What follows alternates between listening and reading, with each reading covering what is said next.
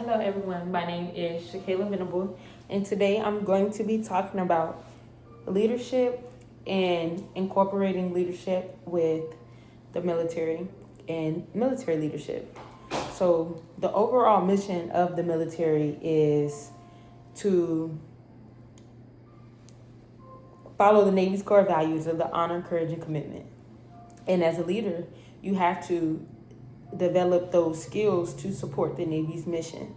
Regardless of your rank, regardless if you're enlisted or officer, which I'm enlisted, and how we get through leadership and supporting the Navy's mission is by learning different characteristic traits to correlate with the mission, different scenarios, different examples, different experiences with the Navy. So a little bit of my Navy experience would be, obviously, now I'm a second class. I started off as an E1. An E1 is the bottom of the enlisted chain of the Navy side. And when I was a E1, I knew nothing about leadership. I knew nothing about communication. I knew nothing about what to look for, who to get guidance from, who to trust, how to communicate to, my higher ranking leaders, which is also known as your chain of command in the military, which is like a pyramid of ranks that you move up through as you correlate, as you go along and progress in the Navy. With different skills being tested, evals being written and ranked off by your peers in the military. So as an E1 coming in at 18 years old, I was fresh to the Navy.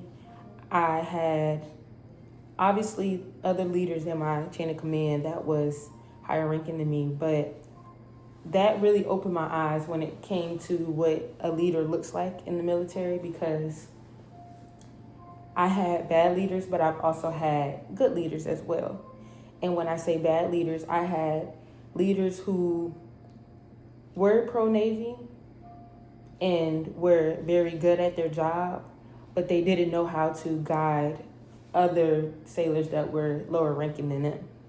I've had good leaders that learned how to adapt to their other sailors to accommodate the Navy's mission, which is, each command, I take that back, each command has their own mission, but most missions try to abide by the honor, courage, and commitment, the three Navy core values that are very big when it comes to the Navy side of the military.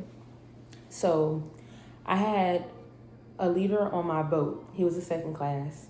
He was considered our LPO, which was like our boss under the chief, which is still an enlisted person. They're just a little bit more hands off. And he was somebody that really stuck with me. And with my Navy career, even being now that I'm a second class, because I had a Navy experience where my chief talked really bad to me, and he stuck up for me, and he wasn't scared of the repercussions that came from her, being that she was somebody higher ranking than both of us. But he stuck up for me, and he learned how to adapt to my needs when it came to the military. I built trust. I learned how to communicate now professionally and outside of the military, civilian wise too. So I think when it comes to leadership, me personally, I think of mentorship. And that ties into the whole trust and communication, because in the military, you want to have your sailors. At the end of the day, we all come from different backgrounds. We all come from different lifestyles. We were all grew up different. We're all different racially, gender-wise, your sexual preferences. We're all different. So the fact that I found somebody that I would consider a mentor, somebody that I took heed to, really stuck with me today, now that I have these chevrons and I'm no longer at E1. It built a stronger foundation for the office. It gave us a stronger team in the aspects of the workplace. So don't mind my son ripped my paper, but I have like a visual of what the U.S. Navy should prioritize servant leadership and mentorship. So again, the Navy's core values is honor, courage, and commitment. That will never change. That's the main solid 3 Navy core values. So a strong leader is someone who focuses on a mission, someone that you can gain trust, they gain your trust, and you can gain their trust. Someone who helps build communication, whether if you have personal things going on, whether it's something going on within your office, your shop, whatever the case may be. Like, it helps build a stronger team connection. It boosts the morale, which I do agree is very big when it comes to leadership. Because even me, being a hired enlisted sailor, in my office, for example, I'm big on morale. If I'm having a bad day at home, I'm not going to bring what I'm going through at home into my office, because I know that that energy can shift the workspace. But if I see that my office, my team, we've been working hard, we've been pushing out mad folders or whatever the case may be, Friday I might be like, okay guys, let's go bowling and let's call it a day. We worked hard this week. That is something that I look for in a leader, but that's also something that I take pride in as a leader, because I just feel like, yes, we can work all day, but there's other things that we can focus on, and we can get closer and bond to keep the flow healthy and steady with the morale. Better retention. I definitely agree. Your leadership does play a huge factor with the retention in the Navy, because it's been cases where I was on a boat and people got out because their leadership wasn't taking heed to their needs.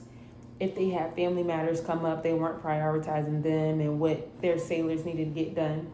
I even had that happen to me, where I have kids and one of my kids required surgery, and I would never forget, my leadership made me put in leave for medical procedure that I had to take, care of for my son. And I always vowed to not be like leaders like that. And it was times where I thought about getting out because of my leadership, but it made me go harder, and it made me want to be stronger to push to not be like the leaders that I had in the military. And lastly, another big one, be the leader that you didn't have coming in. I'm very big on that. I take pride in, like I just said, not being like someone that was wrong, that was bad to me. Be better than them. And that's one thing my mentor taught me when I was on the boat, when I first came in as an E1, to not let them break you, but make them make you go harder. So for the leadership cycle, you find you a mentor, which I have a mentee who is lower ranking than me.